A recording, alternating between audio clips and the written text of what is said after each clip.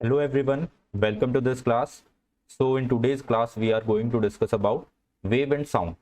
देखो साउंड से पहले हम एक बार वेव पे थोड़ा सा डिस्कशन करते हैं because sound is a form of energy that propagates in the form of waves, right. तो पहले हमें वेव की थोड़ी इन्फॉर्मेशन होनी चाहिए और वेव की कुछ कैरेक्टरिस्टिक्स के बारे में हमें पता होना चाहिए।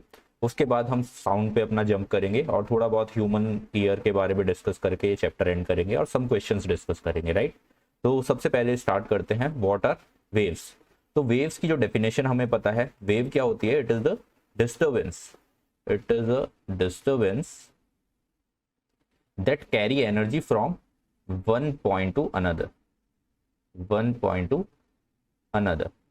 तो it is a disturbance that carry energy from one point to another. ऐसी कोई भी चीज है तो हम उसको वेव कह सकते हैं। जैसे आपने देखा होगा, आप कभी किसी अगर वाटर सरफेस के ऊपर कोई स्टोन थ्रो करो, है ना, तो वहां पे क्या होता है, ऐसे रिपल्स फॉर्म होते हैं और वो रिपल्स धीरे धीरे ऐसे आउटसाइड बाहर की तरफ ट्रेवल करते हैं, राइट। तो ये भी क्या है, एक वेव है, क्योंकि आपने क्या किया, आपने एनर्जी को सेंटर ऑफ दैट रिपल, जहां पे वो रिपल फॉर्म होना स्टार्ट हुए, वहां पे आपने उस स्टोन का इंपैक्ट हुआ, वहां पे कुछ एनर्जी थी, वो एनर्जी क्या हुआ, इन रिपल्स के साथ धीरे धीरे बाहर की तरफ ऐसे प्रोपेगेट करना शुरू हुई। तो यहाँ पे भी एनर्जी एक पॉइंट से दूसरे पॉइंट पे ट्रेवल कर पा रही है in the form of some disturbances. Disturbance किसका हो रहा है, जो वाटर मॉलिक्यूल्स है, जो वाटर पार्टिकल्स हैं, उन्होंने वाइब्रेट करना स्टार्ट किया और उन वाइब्रेशन से डिस्टर्बेंस आगे की तरफ क्या हुआ, प्रोपोगेट हुआ। तो इसको भी हम क्या बोल सकते हैं, वेव बोल सकते हैं। तो बेसिकली कभी भी हम वेव की स्टडी करते हैं तो वेव में दो मोशन एक साथ होते हैं, है ना। सबसे पहला मोशन जो है that is the vibration of particles, vibration of particles. जिस भी मीडियम के अंदर आपकी ये वेव क्रिएट हुई है, उस मीडियम के पार्टिकल्स क्या करते हैं, वाइब्रेट करते हैं। और दूसरी चीज जो वेव मोशन में होती है that is the motion of disturbance, right. जैसे हमने यहाँ पे रिपल्स की फॉर्मेशन में देखा, जिस जगह पे हमने स्टोन को थ्रो किया वहां पे क्या थी, एनर्जी आई उस पॉइंट पे कुछ ना कुछ, और उस एनर्जी ने क्या किया, इस पॉइंट के जो वाटर मॉलिक्यूल्स थे उनको डिस्टर्ब कर दिया, और वो जो वाटर मॉलिक्यूल्स थे वो अपनी जगह पे क्या करने लगे, वाइब्रेट करने लगे, ऐसे ऊपर नीचे वाइब्रेशन उनमें स्टार्ट हो गया।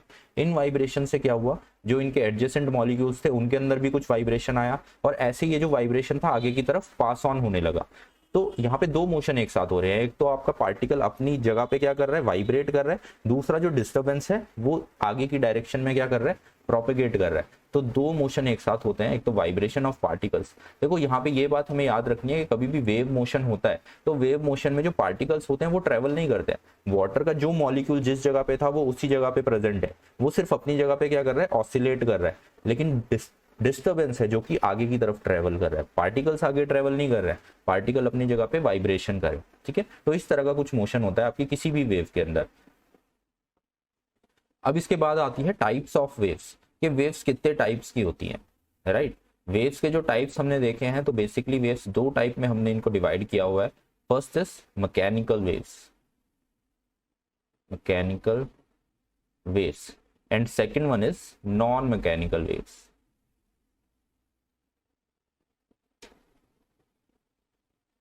तो मैकेनिकल वेव्स क्या होती हैं, देखो ऐसी वेव्स जिनको प्रोपोगेट होने के लिए किसी मीडियम की रिक्वायरमेंट हो। जैसे अभी जो हमने एग्जांपल लिया था, ये वाटर के अंदर जो रिपल्स आए थे, यहाँ पे मीडियम क्या था, water, water is the medium. Water के पार्टिकल्स आपके वाइब्रेट हुए थे और उस वाइब्रेशन को आगे की तरफ प्रोपोगेट कराया था वेव ने। तो इस तरह की कोई वेव होती है तो उसको हम क्या बोलते हैं, मैकेनिकल वेव। तो मैकेनिकल वेव बेसिकली कौन सी वेव है, जहाँ पे आपको प्रोपोगेशन के लिए मीडियम की रिक्वायरमेंट है। अगर मीडियम प्रेजेंट नहीं होगा तो ये वेव प्रोपेगेट नहीं कर पाएगी। Non mechanical waves are the waves in which for propagation medium is not required. जैसे कि आपकी electromagnetic waves, light, X rays, gamma rays, ये सब क्या है, these are non mechanical waves, है ना। यहाँ पे आपको कोई मीडियम की रिक्वायरमेंट नहीं है। भाई सन से हमारे अर्थ तक क्या है, सनलाइट आ रही है ना, तो ये सनलाइट हमारे तक पहुंच पा रही है, कहाँ से ट्रेवल कर रही है, स्पेस से ट्रेवल करते हुए ये लाइट हमारे तक आ रही है। क्या है, स्पेस में कोई मीडियम है, नहीं है, है ना।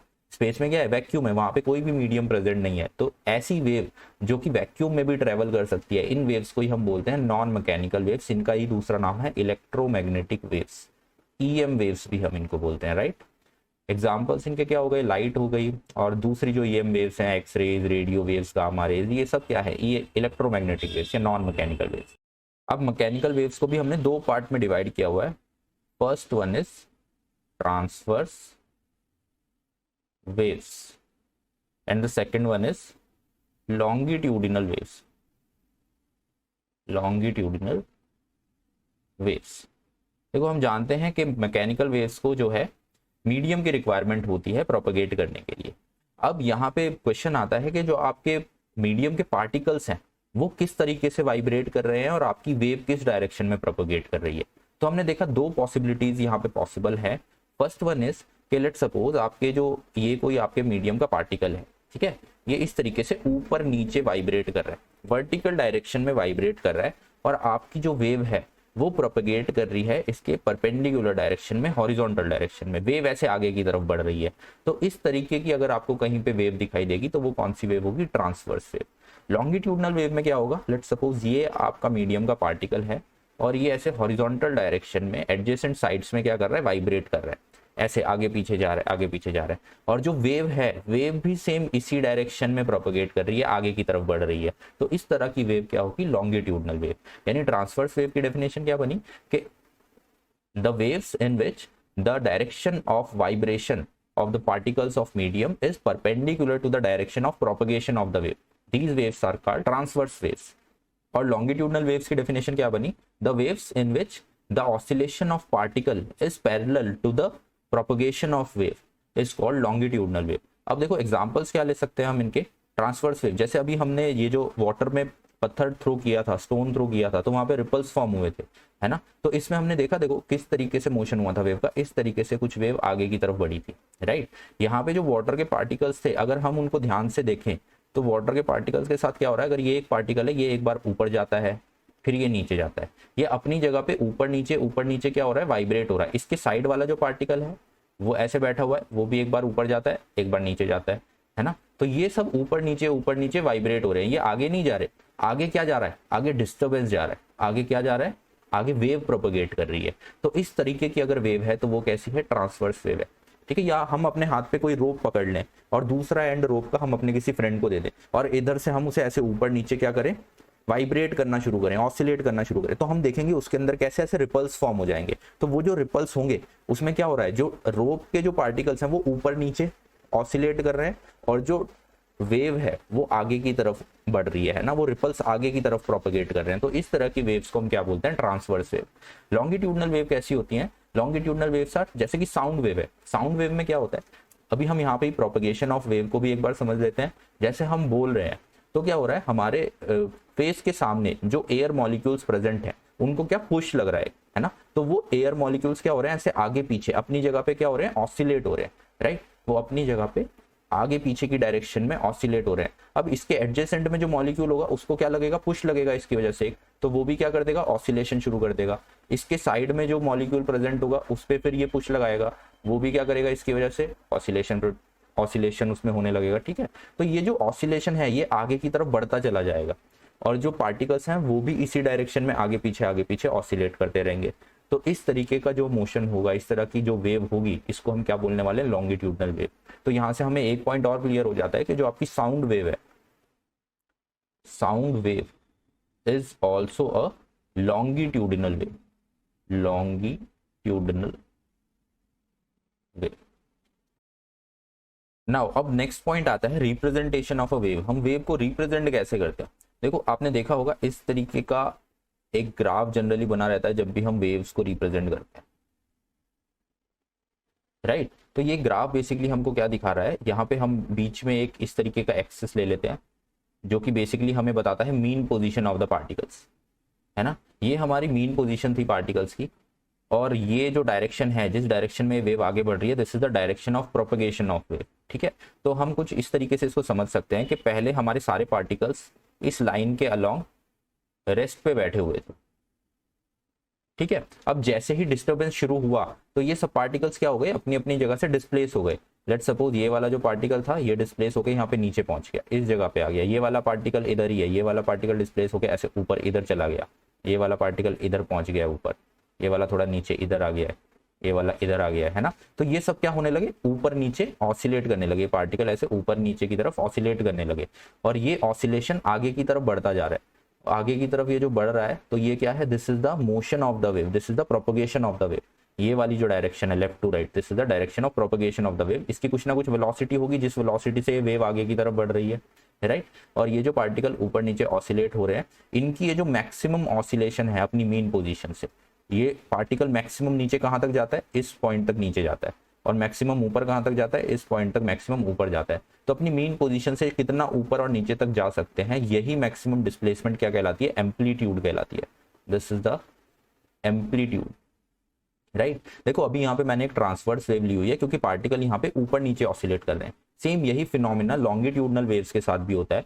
जैसे आपकी साउंड वेव्स है, साउंड वेव्स में क्या होगा, ऐसे अगर मैं बहुत सारे पार्टिकल्स बना लूँ तो कहीं पे तो आपका रेयर फ्रैक्शन हो रहा होगा जहाँ पे पार्टिकल्स एक दूसरे से दूर जा चुके हैं, कहीं पे आपका कंप्रेशन हो रहा होगा जहाँ पे पार्टिकल्स एक दूसरे के बहुत पास पास होंगे, ठीक है। इस तरीके के आपके रीजन्स बन जाते हैं ऐसे। फिर इसके आगे वाला रीजन कैसा होगा, फिर से रेयर फ्रैक्शन, फिर से ये पार्टिकल्स एक दूसरे से दूर दूर होंगे। तो रिप्रेजेंट हम इसको ऐसे ही कर देते हैं, जैसे ये रेयर फ्रैक्शन वाला पोर्शन है, इसको हम ऐसे नीचे की तरफ दिखा देंगे, इसको ऊपर दिखा देंगे, इसको नीचे। तो रिप्रेजेंट करने का तरीका इसको ऐसे ही होता है, ठीक। हम बार बार ऐसे रेयर फ्रैक्शन और कंप्रेशन ड्रॉ नहीं करते, हम ट्रांसवर्स वेव की तरह ही इसको ड्रॉ करके दिखा देते हैं। तो हम जो भी चीजें यहाँ पे ट्रांसवर्स वेव के लिए पढ़ते हैं, सेम चीजें वो लॉन्गिट्यूडनल वेव्स के लिए भी वैलिड होती हैं। तो ऐसे ही एम्पलीट्यूड होता है इनका।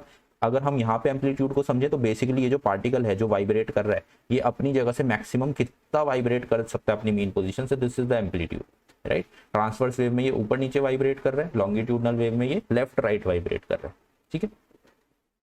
अब दूसरी जो चीज आती है that is the wavelength of a wave. Wavelength क्या होती है, वो डिस्टेंस जिसके बाद वेव अपने आप को, अपने मोशन को क्या कर रही है, रिपीट कर रही है। जैसे समझ लो अगर मैं इस ये जो टॉप पॉइंट है यहाँ से अगर मैं चलना शुरू करूँ, इसको मैं नाम दे दूं ए, मैं इस वेव में अगर चलता जा रहा हूँ, ए से मैंने चलना शुरू किया, चलता जा रहा हूँ, चलता जा रहा हूँ, यहाँ तक ये वेव एकदम डिफरेंट है, एकदम डिफरेंट है। लेकिन जैसे ही मैं इस पॉइंट बी पे पहुंचा, बी पॉइंट पे पहुंचने के बाद देखा इसके बाद का जो मोशन है वेव का वो सेम टू सेम इससे पहले वाला है ना। ये वेव इसके बाद बिल्कुल आइडेंटिकल हो जाएगी। बी पॉइंट के बाद वाली वेव को अगर मैं देखूं और ए पॉइंट से पहले और बाद वाली वेव को देखूं तो ये बिल्कुल आइडेंटिकल पोर्शन है ना। तो ये वाला जो लेंथ है वेव की, इतनी लेंथ जिसमें ये एकदम बिल्कुल अलग थी, इस वाले पोर्शन को ही मैं क्या बोलूंगा, इसकी वेवलेंथ बोलूंगा। इस लेंथ को मैं इसकी वेवलेंथ बोलूंगा। तो जरूरी नहीं है आप टॉप से टॉप ही जाओ, आप ऐसे बॉटम से बॉटम चल सकते हो, किसी मिड पॉइंट से मिड पॉइंट तक चल सकते हो। मैं इस पॉइंट सी से पॉइंट डी के बीच में अगर देखूं तो ये वेव एकदम डिफरेंट थी, उसके बाद इसने खुद को रिपीट करना शुरू कर दिया, तो ये भी इसकी वेवलेंथ है, ठीक है। तो इसको इस लेमडा साइन से हम शो करते हैं, this is the wavelength of a wave. तो एक प्रॉपर्टी आपने देखी एम्पलीट्यूड, एक हो गई वेवलेंथ। अब इसके बाद एक चीज आती है time period of a wave, T से हम इसको रिप्रेजेंट करते हैं। तो time period is basically what, it is the time taken by the wave to complete one oscillation. यानी वेव का ये जो कंप्लीट वन ऑसिलेशन है उसको ए से बी तक पहुंचने में जो टाइम लगा, ये पूरी एक वेवलेंथ कवर करने में उसको जो टाइम लग रहा है एक ऑसिलेशन कंप्लीट करने में, इस टाइम को ही हम क्या बोलते हैं, time period of the wave. This is the time period. तो टाइम पीरियड की डेफिनेशन क्या होती है, it is the time taken by the wave to complete one complete oscillation या वन कंप्लीट वाइब्रेशन, ठीक। और इसके बाद हम पढ़ते हैं फ्रीक्वेंसी के बारे में, जिसको हम स्मॉल एफ या फिर न्यू इस सिंबल से रिप्रेजेंट करते हैं। फ्रीक्वेंसी बेसिकली होता क्या है, it is the inverse of time period. ये आपको बताता है कि एक सेकंड के अंदर आपने कितने नंबर ऑफ ऑसिलेशंस कंप्लीट किए। It is the inverse of time period, है ना। It is the number of oscillations in a given unit time, ठीक है। एक यूनिट टाइम में आपने कितने ऑसिलेशंस कंप्लीट किए, या मैं बोलूं कि एक सेकंड के अंदर, है ना। ये वेव कितनी, ये जो पार्टिकल है इस वेव का, ये कितनी बार ऊपर नीचे ऑसिलेट हुआ है एक सेकंड के अंदर। अगर समझो ये जो पार्टिकल यहाँ पे बट रखा हुआ है, इस पार्टिकल का मैं नाम दे देता हूँ, दिस इज पार्टिकल एक्स। एक सेकंड के अंदर ये एक्स ने 5 ऑसिलेशंस कंप्लीट किए, 5 बार ऐसे ऊपर नीचे जाके अपनी पोजीशन पे वापस आ गया। तो इस वेव की जो फ्रीक्वेंसी होगी दैट इज 5 हर्ट्स या 5 पर सेकेंड, है ना। It is the inverse of time, तो इसकी यूनिट होती है पर सेकेंड, और पर सेकेंड यूनिट को ही हम क्या बोलते हैं, हर्ट्स बोलते हैं, हर्ट्स, ठीक है। इसको एच जेड से हम डिनोट करते हैं।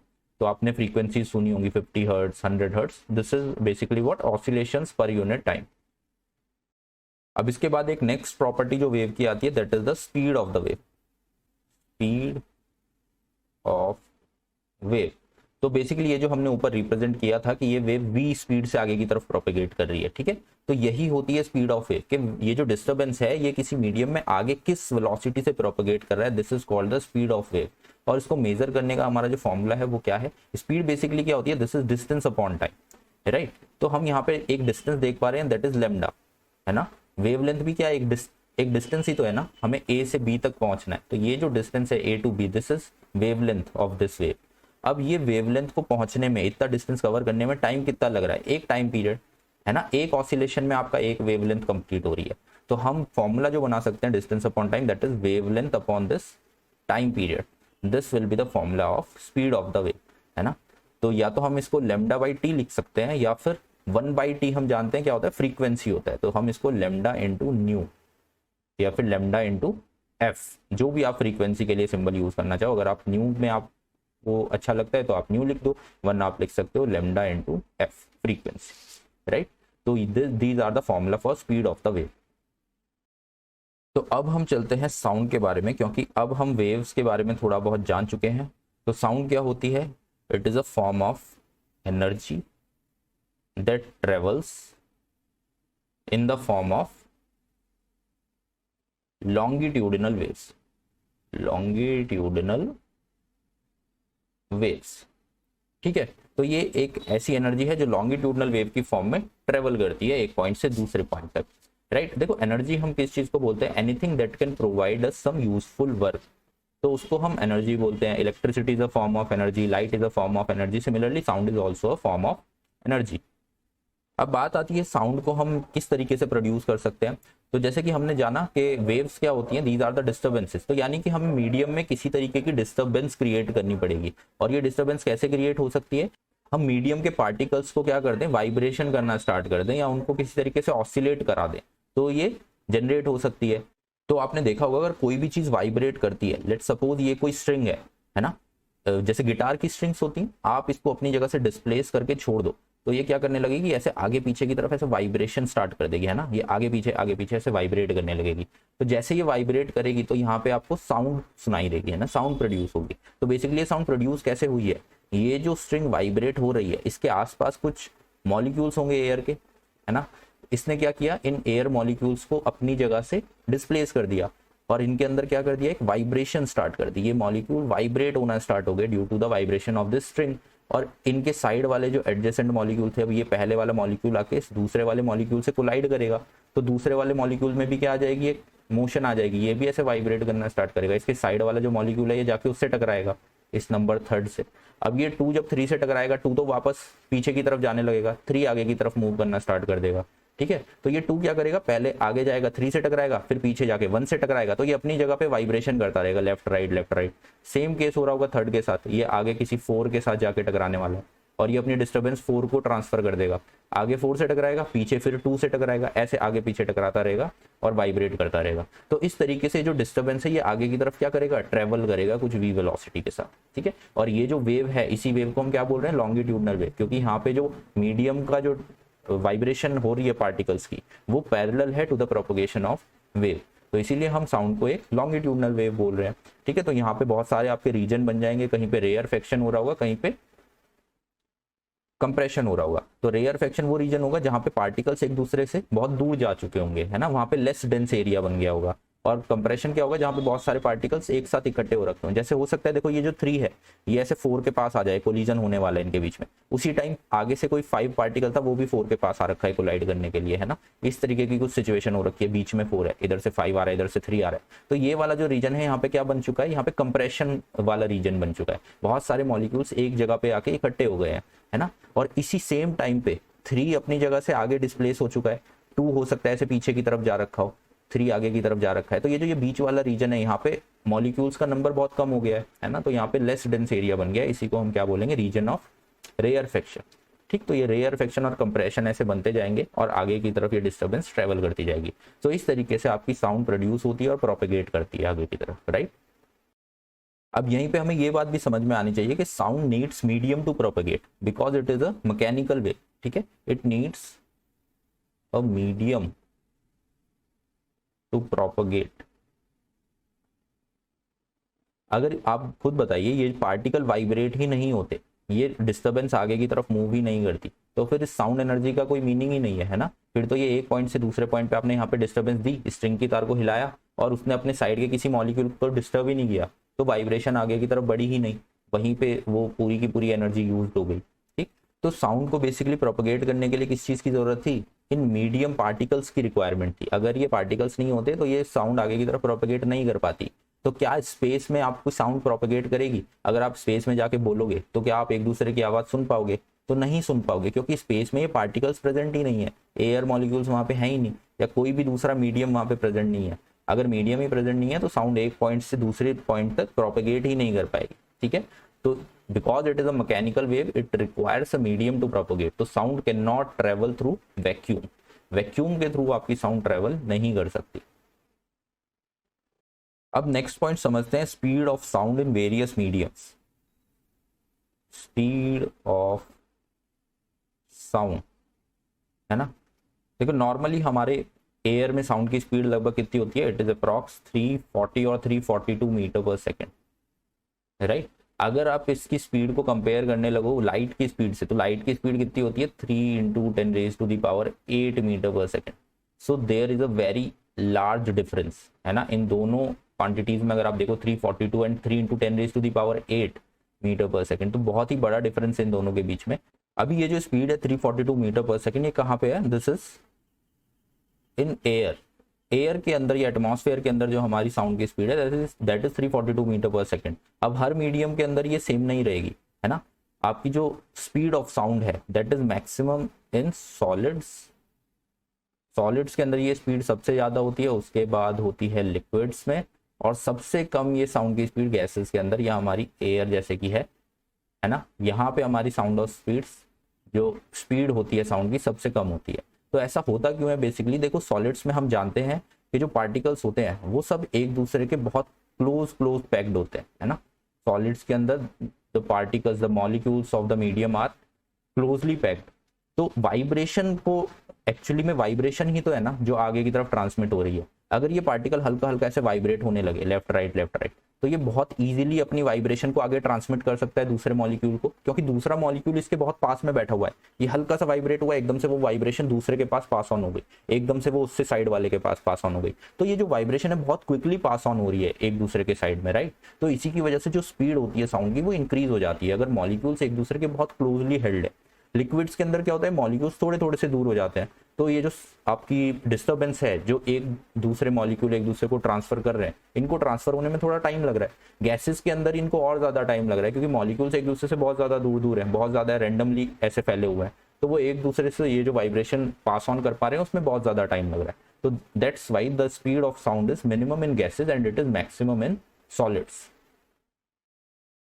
नाउ द नेक्स्ट चीज जो आपको पता होनी चाहिए that is the Audible and inaudible sounds.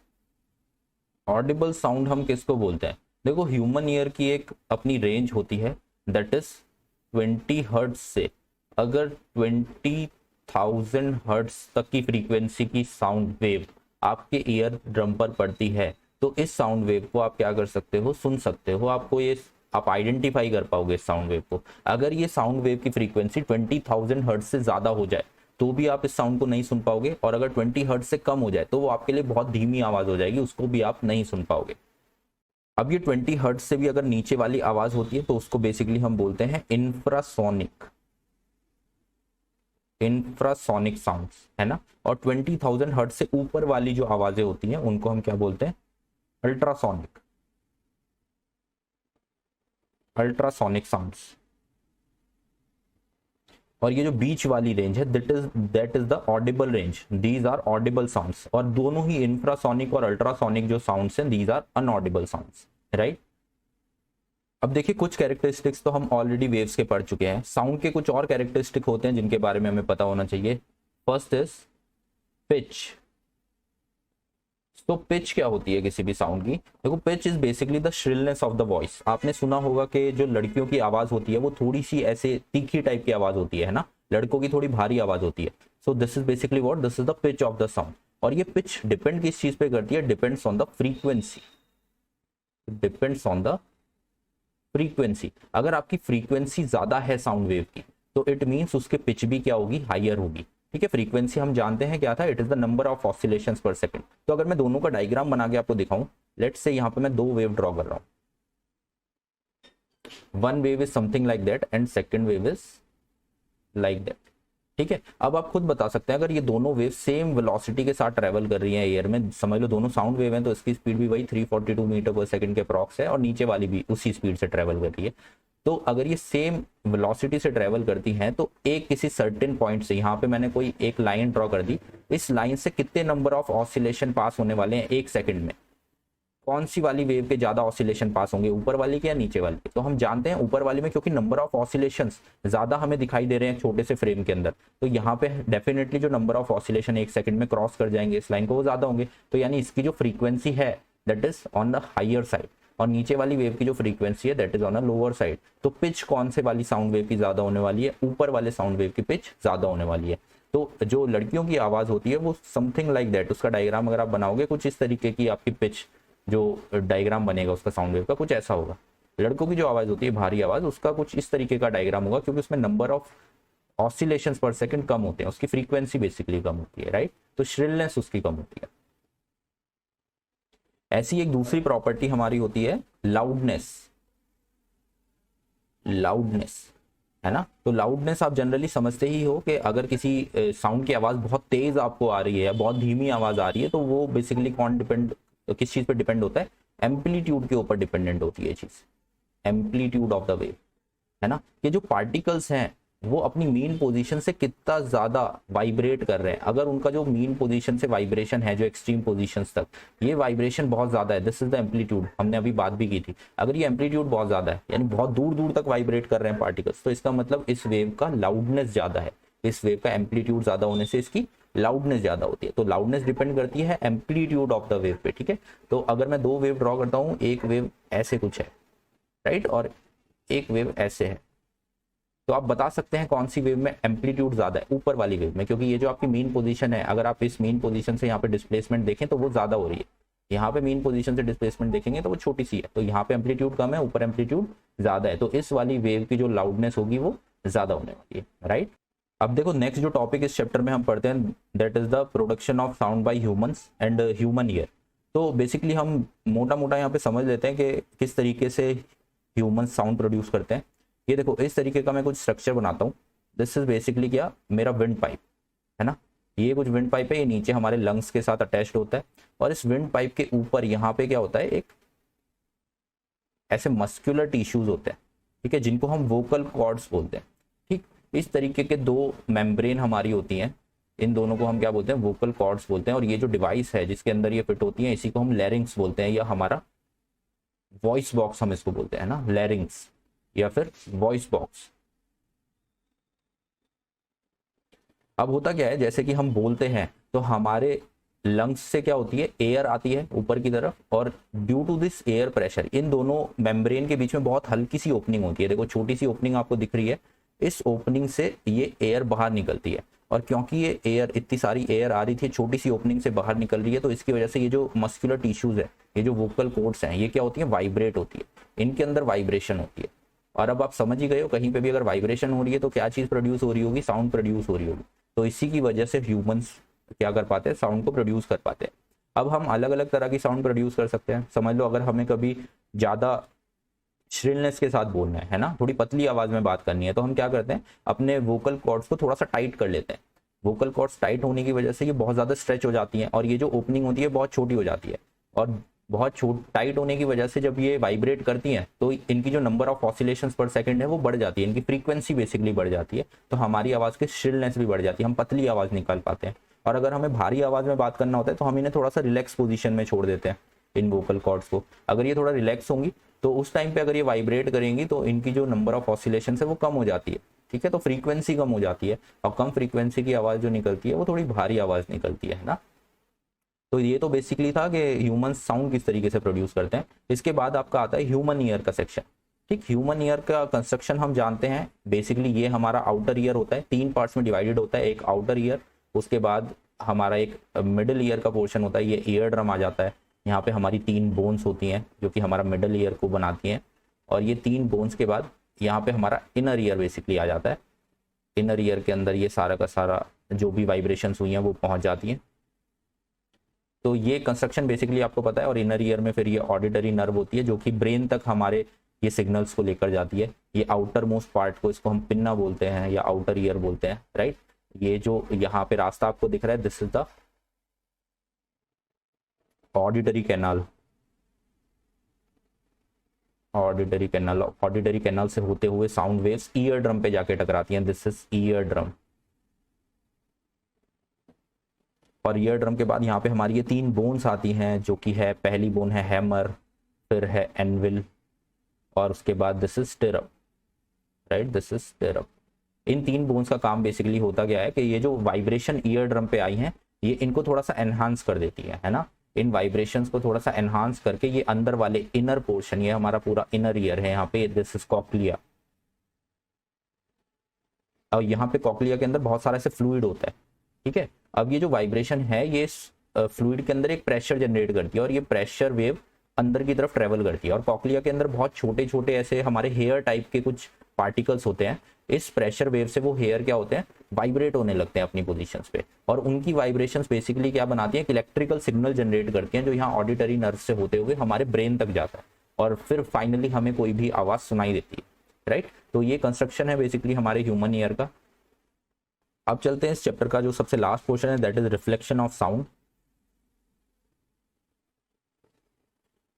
तो यहाँ पे हम जो पढ़ते हैं एक फिनोमेना, दैट इज एको,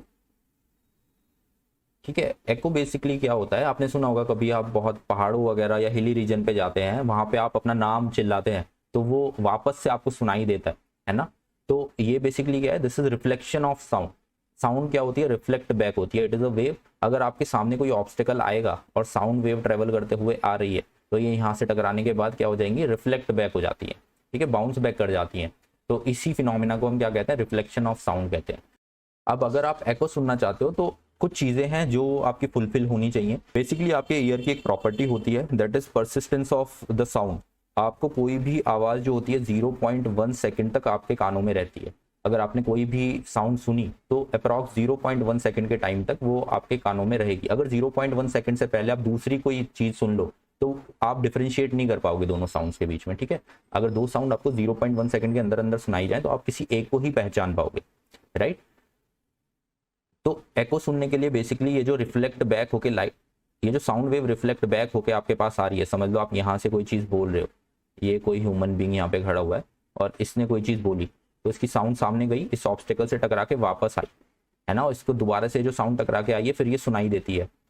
तो इस पूरे, तो ये जो पूरा प्रोसेस हुआ है, साउंड वेव गई और टकरा के वापस आई, इसमें कम से कम 0.1 सेकंड का टाइम लगना चाहिए। अगर ये साउंड वेव 0.1 सेकंड से पहले ही टकरा के वापस आ जाती है तो आप डिफरेंशिएट ही नहीं कर पाओगे, आपको अपना एको सुनाई नहीं देगा। तो एको सुनने के लिए ये जो रिफ्लेक्शन है, इसको वापस आने में कम से कम 0.1 सेकंड का टाइम लगना चाहिए। तो इस ऑब्जर्वर और इस ऑब्स्टेकल के बीच की जो डिस्टेंस है वो मिनिमम डिस्टेंस कुछ ना कुछ होनी चाहिए। तो हम इसको कैसे कैलकुलेट कर सकते हैं, देखो हमें पता है साउंड की स्पीड हम लेते हैं अप्रॉक्स 342 मीटर पर सेकेंड इन एयर, ठीक है। तो यानी कि ये जो साउंड वेव सामने की तरफ जा रही है ये इस स्पीड से जा रही होगी और फिर इसी स्पीड से टकरा के वापस आने वाली है। लेट सपोज इस डिस्टेंस को मैं x मान लेता हूँ, इससे इस ऑब्स्टेकल के बीच के डिस्टेंस इज x। तो साउंड वेव को टोटल डिस्टेंस जो ट्रेवल करनी है दैट इज व्हाट, 2x। पहले x जाना है फिर x वापस आना है। तो जो टाइम लगना चाहिए इस पूरी जर्नी का, time is equal to what, distance upon speed, this is distance upon speed. और टाइम हम बोल रहे हैं कि एटलीस्ट 0.1 सेकंड लगना चाहिए। डिस्टेंस हमने ले लिया 2x और स्पीड इज 342 मीटर पर सेकेंड, राइट। तो यहाँ से x की वैल्यू जो हमें फाइंड आउट होके आती है दैट इज 34.2 डिवाइड बाई 2, तो इट इज अप्रॉक्सीमेटली 17.1 मीटर और 17.2 मीटर। अप्रॉक्सीमेटली इतनी डिस्टेंस आपके ऑब्स्टेकल की और आपके ऑब्जर्वर की बीच में होनी चाहिए। इसीलिए आप छोटे रूम्स में एको नहीं सुन पाते, आपको बहुत बड़े हॉल्स की रिक्वायरमेंट होती है जहाँ पे आप दीवार से कम 17 या 18 मीटर की दूरी पर हो, या फिर आपको माउंटेन्स पे ये चीज़ें सुनने को मिलती हैं, क्योंकि एक माउंटेन से दूसरे माउंटेन के बीच की जो डिस्टेंस होती है वो जनरली काफ़ी ज़्यादा होती है ना। तो यहाँ पे इस आवाज़ को टकरा के वापस आने में काफ़ी टाइम लग जाता है, तो आप इजीली अपने एको को सुन पाते हो, राइट। तो ये बेसिकली हमने एक ओवरव्यू देख लिया इस पूरे चैप्टर का। अब हम कुछ क्वेश्चंस करते हैं फटाफट, जो क्वेश्चंस हमें एग्जाम्स में हेल्पफुल हो सकते हैं।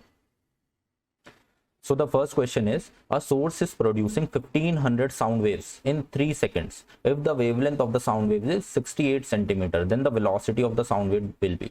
देखो velocity का फॉर्मूला हमने अभी अभी देखा था। velocity आपकी साउंड वेव की क्या होती है, it is wavelength into frequency, right? This is your velocity. अब वेवलेंथ यहाँ पे आपको कुछ गिवन है क्या? यस, वेवलेंथ आपको दिया हुआ है 68 सेंटीमीटर यानी कि 0.68 मीटर्स। और फ्रीक्वेंसी क्या आपको गिवन है? आपको गिवन है कि 1500 साउंड वेव प्रोड्यूस हो रही है 3 सेकंड के अंदर, ठीक है। तो 1 सेकंड के अंदर कितनी वेव्स प्रोड्यूस हो रही हैं, कितने ऑसिलेशंस हो रहे हैं? So that is 1500 divide by 3। This is 1500 divide by 3। This is the frequency कि 500 वेव्स पर सेकेंड। सो ये कितना आने वाला है? This is 500 into 0.68। This will come out to be approximately 340 metre पर second. So this is the speed of your sound. Option number 3rd, right? Next question पे चलते हैं। सो नेक्स्ट क्वेश्चन पे देखो, आपको यहाँ पे एक ग्राफ दे रखा है। ये बेसिकली आपको एक वेव का ग्राफ दे रखा है। ऊपर नीचे पार्टिकल्स की डिस्प्लेसमेंट हो रही है और सामने की तरफ ये वेव प्रोपेगेट कर रही है, राइट। तो आपसे पूछी हुई है वेवलेंथ इस वेव की। तो वेवलेंथ हम जानते हैं क्या होता है, या तो आप दो टॉप उठा लीजिए, इनके बीच का आप डिस्टेंस देख लीजिए कितना है, या आप इस तरीके के दो कंसेक्यूटिव पॉइंट्स उठा लीजिए, इनके बीच का डिस्टेंस देख लीजिए। तो ये डिस्टेंस कितना आ रहा है? अगर मैं यहाँ से पॉइंट ए से पॉइंट बी के बीच का डिस्टेंस देखता हूँ, सो ये टोटल 1.25 है और ये 0.25 इसमें से हटाएंगे। सो 1.25 माइनस इनिशियल 0.25, तो वेवलेंथ आपकी आने वाली है कितना? 1 metre, right. This is the wavelength. तो आपका करेक्ट आंसर यहाँ पे हो जाएगा 1 मीटर, राइट। अब नेक्स्ट क्वेश्चन पे चलते हैं। So pitch of the sound depends on, तो हमने पिच की बात की थी। पिच बेसिकली क्या होती थी? श्रिलनेस, है ना। ये किस चीज पे डिपेंड करती थी? This depends on frequency of the sound, number of oscillations पर सेकंड। अगर फ्रीक्वेंसी ज्यादा होती थी तो हमारी श्रिलनेस भी बढ़ जाती थी, फ्रीक्वेंसी कम होती थी तो श्रिलनेस भी कम हो जाती थी। नेक्स्ट क्वेश्चन क्या बोल रहा है? If a tuning fork vibrates in a manner such that it makes 625 vibrations in 25 seconds, then find the frequency of the sound. देखो फ्रीक्वेंसी बेसिकली होता क्या है? It is the number of oscillations पर second. यहाँ पे कितने oscillations हो रहे हैं? 625 वाइब्रेशंस हो रहे हैं। कितने टाइम में? 25 सेकेंड्स में, राइट। तो इसको अगर हम डिवाइड करेंगे हमें हमारा आंसर मिल जाएगा। तो ये बेसिकली क्या आने वाला है? This comes out to be 25 hertz.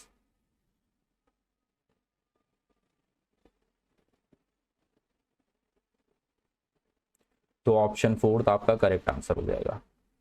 Next question पे चलते हैं।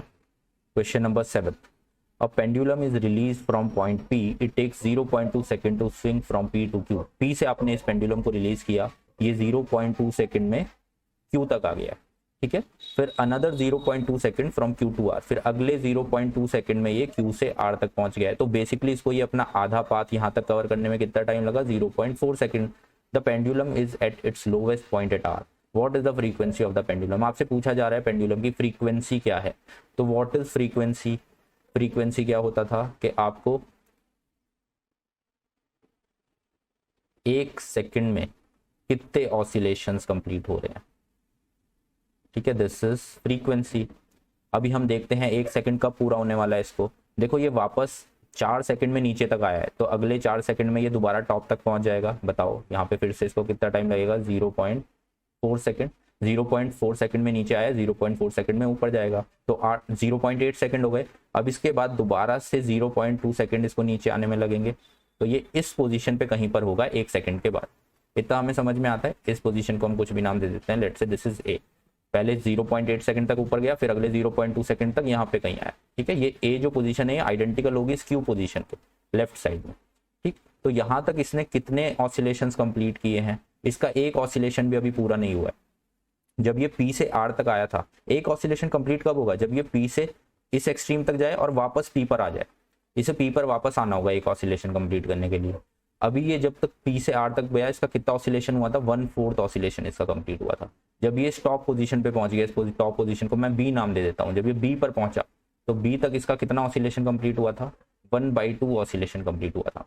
अब ये थोड़ा सा और नीचे आया है, ठीक है। तो अभी इसका ऑसिलेशन 1/2 से थोड़ा ज्यादा है, 0.5 से ऊपर है और 1 से छोटा है ना। और बेसिकली 0.75 से भी छोटा है, क्योंकि अभी तक ये वापस आर पे नहीं आया। वापस आर पे आ जाएगा तो 0.75 ऑसिलेशन कंप्लीट हो जाएगा, 3/4, ठीक है। तो इसका आंसर बेसिकली 0.5 और 0.75 के बीच में कहीं आना चाहिए।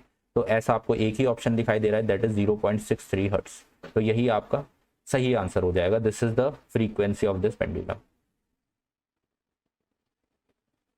नेक्स्ट क्वेश्चन पे अब हम चलते हैं। Which of these transmit sound the fastest. तो हमने देखा स्पीड ऑफ साउंड किस चीज पे डिपेंडेंट थी, मीडियम पे डिपेंड करती थी। अगर मीडियम सॉलिड है तो उसमें स्पीड सबसे ज्यादा होगी, लिक्विड में उससे कम। तो यहाँ पे हमें एक सॉलिड रॉड दिखाई दे रही है, मेटल रॉड, तो डेफिनेटली जो साउंड की स्पीड है वो मैक्सिमम होनी चाहिए यहाँ पर। ठीक है, इसके बाद लिक्विड में होनी चाहिए, उसके बाद एयर में, और स्पेस में तो साउंड की स्पीड ही नहीं होगी क्योंकि प्रोपोगेट ही नहीं कर पाएगी साउंड। ठीक है, नेक्स्ट क्वेश्चन पे चलते हैं। तो a simple pendulum takes 32 seconds to complete 20 oscillations. What is the time period of the pendulum? देखो टाइम पीरियड आपसे पूछा जा रहा है। टाइम पीरियड बेसिकली क्या होता है? टाइम पीरियड इज कि आपको एक ऑसिलेशन कंप्लीट करने में कितना टाइम लग रहा है। ठीक है, उसने बोला कि आपको 20 ऑसिलेशंस कंप्लीट करने में कितना टाइम लगता है? 32 सेकेंड्स लगते हैं। तो एक ऑसिलेशन कंप्लीट करने में आपको कितना टाइम लगेगा? 32 डिवाइड बाई 20 सेकेंड्स, राइट। तो इसको अगर आप सॉल्व करेंगे, दिस इज 3.2 डिवाइड बाई 2 यानी कि 1.6 सेकेंड्स। तो 1.6 आपका करेक्ट आंसर यहाँ पे होने वाला है, option number 3, right. Next question देखते हैं। A pendulum oscillates 40 times in 4 second, find its frequency. तो फ्रीक्वेंसी हम जानते हैं क्या होती है। Frequency is basically what? It is the number of oscillations in 1 second. तो इसने कितनी बार ऑसिलेट किया है? 40 बार ऑसिलेट किया है। कितनी टाइम में? 4 सेकेंड्स में। तो फ्रीक्वेंसी क्या आने वाली है? 40/4, that is 10 hertz. Okay, so the correct answer is option number 2। Next question पे चलते हैं। Which observation demonstrates that light waves travel much faster than sound waves. इनमें से कौन सी चीज देख के आपको पता चलता है कि लाइट वेव्स जो है वो ज्यादा तेज ट्रेवल करती है साउंड वेव्स के कंपैरेटिवली? तो देखो यहाँ पे कुछ ऑप्शंस हमें दिए हुए हैं। An exploding firework is seen before it is heard.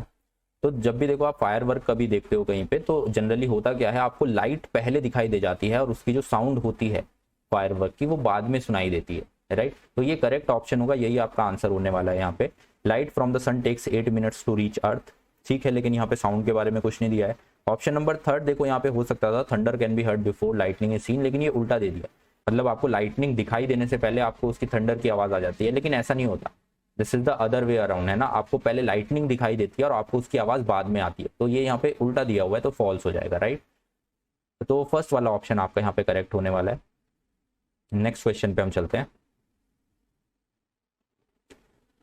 So this question says 100 oscillations are produced in 1 minute. The frequency is, दोबारा से वही फ्रीक्वेंसी आपसे पूछ रहा है। फ्रीक्वेंसी क्या होता है? It is the number of oscillations per unit time. तो इस बार ऑसिलेशंस कितने हुए हैं? There are 100 oscillations. टाइम कितना लगा है? 1 मिनट, यानी अगर हम इसको सेकंड्स में लिखेंगे तो 60 सेकंड्स। तो यानी 10/6 यानी 5/3, 5/3 या 10/6, सीधा आपका ऑप्शन ऐसे ही दिया हुआ है 10/6 हर्ट्ज, राइट। यूनिट क्या होती है इसकी? हर्ट्ज। नेक्स्ट लास्ट क्वेश्चन हमारे पास जो है, if the time period of a wave is increase then the pitch of sound. देखो पिच हम जानते हैं किस चीज पे डिपेंड करती है। Pitch is directly proportional to the frequency. ठीक है, अब वो बोल रहा है कि अगर आपने टाइम पीरियड को बढ़ा दिया तो पिच के साथ क्या होगा। अगर आप टाइम पीरियड को बढ़ाते हो तो हम जानते हैं frequency is inversely proportional to time period. तो फ्रीक्वेंसी क्या होने वाली है? कम होने वाली है। और अगर फ्रीक्वेंसी कम हो रही है तो क्या चीज कम हो रही होगी? पिच भी कम हो रही होगी, डेफिनेटली, है ना। तो पिच क्या होने वाली है? डिक्रीज होने वाली है। It will decrease. Option number 2 आपका करेक्ट हो जाएगा। तो आई होप ये वीडियो आपके लिए थोड़ा हेल्पफुल रहे। Good luck.